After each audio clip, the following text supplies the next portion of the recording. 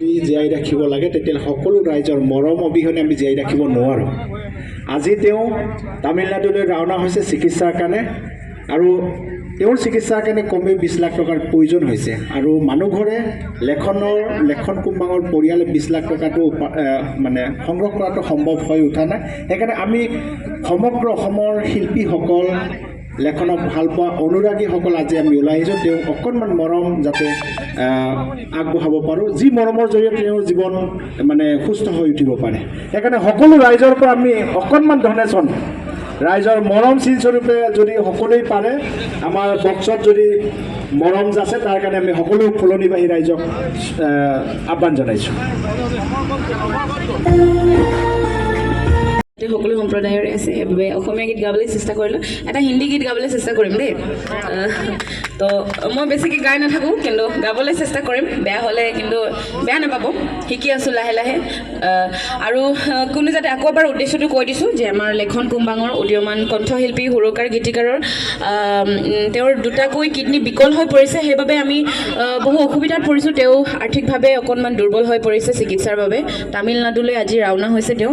সেইবাবে বহুত ধনৰ প্ৰয়োজন, 15 পৰা 20 লাখ টকালৈকে প্ৰয়োজন হৈছে তেওঁৰ। তো সেইবাবে আপোনালোকৰ মাজলৈ ৰাইজৰ মাজলৈ আমি আহিছোঁ, ৰাজপথলৈ এনেকৈ ওলাই আহিবলৈ বাধ্যত পৰিছোঁ আমি, যাতে আমাৰ শিল্পীগৰাকীক আমি এনেকৈ যাবলৈ দিব নোৱাৰোঁ। সেইবাবে আপোনালোকে 1 টকা 2 টকা হ'লেও সহায় কৰিব মোৰ বিশ্বাস আছে।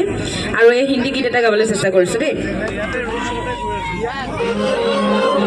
আটাইতকৈ ভাল লগা গীতটো হৈছে 2024 চনত ৰিলিজ হৈছিলে, যোনটো এতিয়া বহুত বেছি মৰম দিছে ৰাইজে, আৰু সেই গীতটো গাই দিম। গীতটো গাম বুলি ভাবিছোঁ। মিচিং ৰাইজসকলেতো শুনিছে চাগে, আজি মিপাকসকলেও শুনি লওকচোন আমাৰ লেখন কুম্বাঙে কেনেকৈ লিখে কেনেকৈ গায়। তেওঁতো নাই, এতিয়া মই গাই দিছোঁ।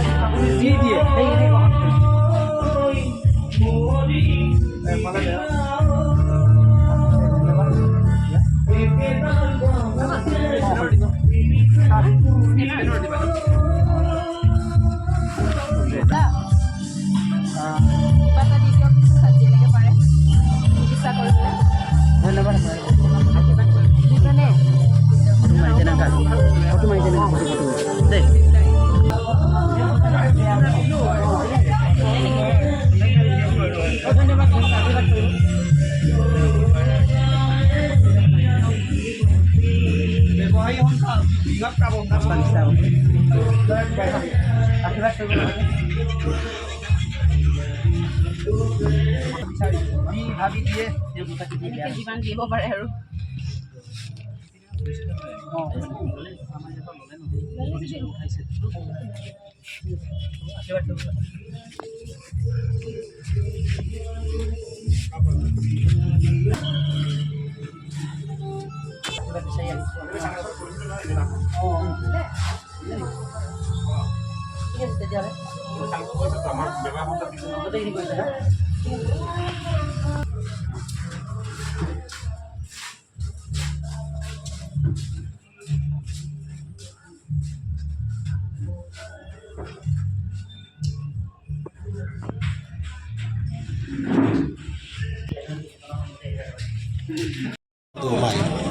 সেইকাৰণে মোলো চিউৰ মলপাককে ধৰি মোলো মাজুলী লামতে গিগলা দিওঁ আৰু চুপাকে ইউপ মাৰি দিছোঁ মোলো জেংনাই মুখ চহ দিওঁ ৰেগাম আয়া নাম ৰেগাঙে ৰেগাম আশীৰ্বাদ মালা গিদোঁ তোলা যাও ক লেখন মা তুরমকু নাম লেগাঙে কুস্তমকু নাম লেগানে আইমকু নাম লেগাঙে আপং আয়া টেকাম দাঙলো আপং কুম্পাদোঁ সকলে সব জোনাই তপকে গিদোঁ নিচাওঁ মানে লেখনকে লগত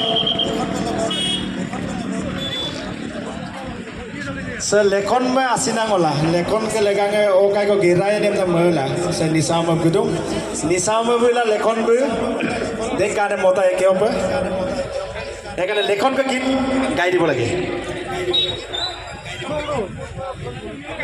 थैंक यू बहुत बहुत धन्यवाद।